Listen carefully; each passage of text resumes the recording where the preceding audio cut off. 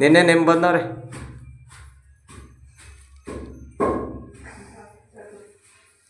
ಪಾಪ ಏನು ಕಾಣದ ಮುದ್ದ.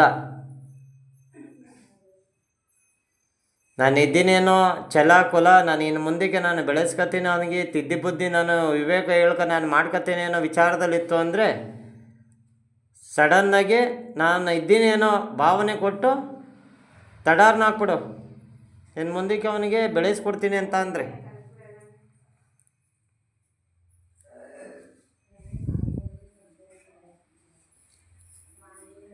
ಕೊಡು.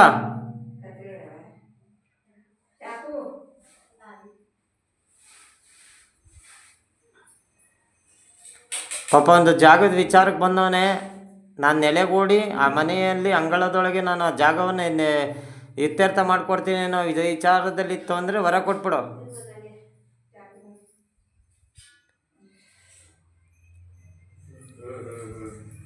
ಕೊಡಪ್ಪ.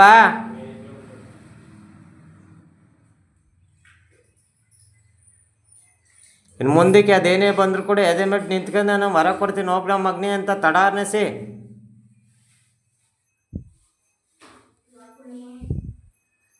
ಪಾಪ ನೊಂದವನೇ ಅವನವೇ.